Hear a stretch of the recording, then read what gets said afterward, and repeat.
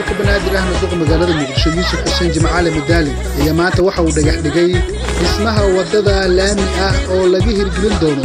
wadada Ciise Cabdi ee degmada Daynile oo ka bilaabato isgoyska Ifka Xalana isla markaana sii marta xaruntii hore idaacadda Honaafriik dhagax dhiga wadadan ayaa waxa goobjoog ka ah gudoomiye ku-xigeenka maamulka maaliyadda gobolka Banaadir Ciise Maxamuud Guure xildhibaan ka tirsan baarlamaanka federaalka Soomaaliya guddiga dhismaha wadada iyo waliba bulshada qaybadeeda kala duwan ee ku dhaqan gudaha degmada Daynile waxaana mashruuca dhismaha wadadan qayb ka ah barnaamijka dalka ku dhisa $1 iyada oo la kaashanayo bulshada reer Daynile munaasabad kooban oo ay guddiga qabanqaabada dhismaha laamigan ay ku dhigeen gudaha degmada Daynile gobolka Banaadir ayay kaga hadleen ahmiyadda ay u leedahay bulshada reer Daynile in la dhagax dhigo wadadani dhismaheedana ay iska kaashadaan iyagii shacabka degmada Daynile diga qabanqaabada meeshan wadada Ciise Cabdi waxaan u mahadcelinaynaa ka soo qaybgalayaasha dhammaantood gaar ahaan gudoomiyaha gobolka Banaadir mudane Madaale iyo gudoomiye ku-xigeenkiisa iyo xildhibaanada iyo akhyaarta ka soo qayb gashay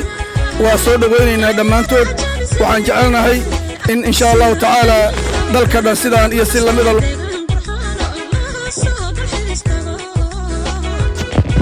doono dadkuna isku tasha doonaan hadii Allah wadil ogolaado noo barakeeyo ummadana Allah ku anfaco annagana waxaan isfaraynaa hadii Ilaahay idmo dalka waa la dhistaa dalka waa la dhistaa waana la joogaa duuqa magaalada Muqdisho gubernatorihi dalkaaga $1 ku dhiso ninkii yiri oo taariikhdaas ay ugu qoran tahay waa Madaale waana la jiraa maantay dalkiina $1 ku dhista halkan baaq uga diro jaaliyada dibadda iyo dadka deegaanka cid kasta oo kamid ah wadadu hadday bilaaw tahay hadda waxa la dhaxday waa 3 kiiloomitir waay laakiin waa feeska kooda waxaan u wadnaa inay ku dhacdo wadada kale Daar Salaam inta ka bacdina marna inaan inta ku sii ekeynaa waxaan rabnaa wadooyinka kale ee deegaanka Daynile oo leeyahay dhammaantood inaan laami ka dhigno haddii Ilaahay marka leeyahay oo ku baaqa dhammaan dadweynaha halkan fadhiya iyo kuwa maqanba iyo dhammaan beesha halkan magaceeda laga sheegay halkan fadhida isku tashi fiican in la sameeyo magaaladan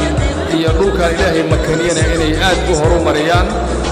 qof kastaana uu wax ku darsado wadadan iyo wadooyin kale in la dhiso waxaa sidoo kale goobta ka hadlay gudoomiye ku-xigeenka maamulka maaliyadda gobolka Banaadir Ciise Maxamuud Guure xildhibaan ka tirsan baarlamaanka federaalka Soomaaliya iyo sidoo kale wasiir hore Cabdiraxmaan Ciinte waxaana ballanta oo qaaday oo dhahay sigara wixii anaga gobol ahaan oo lagu lahaay waa idinku dareynaa sigara waa ku mahadsan yahay waxaana laga rabaa anaga maadaama aan nahay dadka deegaankan in aan dhisano deegaankeena ayaana laga rabaa waa qurbo joogta iyo ganacsatada iyo dadka deegaanka oo dhan inaan isku tashano waaye qurbo joogta waxaan leeyahay ka soo qayb qaata marka koobaad waa sadaqo maxay ahayd wiliga aan ka dhamaanaynin baleena guddiga hawshan isku xilqaamay ninka odaga ahayo meeshan laga sheegay 10 sano ka hor fikradan keenay caafimaad Allah siiyo aan u duceyno laakiin guddiga hawsha u istaagay oo ilaa hadda u taaganna abaal weyn ay naga mudan yihiin dalku waa dhisma hore waa u socdaa culays badan waa jiraan laakiin waxa ogaanaysiin wali dalku goofafkii kama dhamaan dalku wali goofaf waay dowladnimadii waa jirtaa laakiin nin walba xaafadiisa u joogaa markii qof walba inuu xaafadiisa dhisto oo xoojisto oo macno u yeelo asagay anfacee haddaan nahay maamulka gobolka Banaadir waxaan idin ballan qaadaynaa insha Allah taala waxa nagaga aadan wadadaas inaan ka qaadano oo contribution-ka dadku waa isxilqaameen wax bay arursadeen inta dhimanna hadduu Ilaahay yiraahdo jidkaas gobolka Banaadir diyaar u yahay inta uu ka dhamaystirmaayo hadduu Ilaahay yiraahdo insha Allah taala hadday aan leedahay inaan kormeer ku samayno aan injineer u soo dirno si loo ogaado quality-giisa haddii ay ahaan lahayd amnigiisa haddii ahaan lahayd dhaqaalo intaba garabkiinaan taaganahay insha Allah tacaala. gabagabadii gudoomiyaha gobolka Banaadir ahna duqa magaalada Muqdisho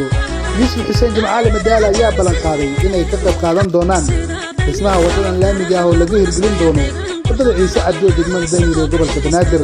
marka waa ku mahadsantihiin isxilqaankaasi hadda maahan bilow maaha wadadan weynoo Daynile ayaad laami ka dhigteen iskaashigiinna ayayna ku timiday annagana haddii ilaa yidhaahdo garabkiinaan taagannahay saacad walbaba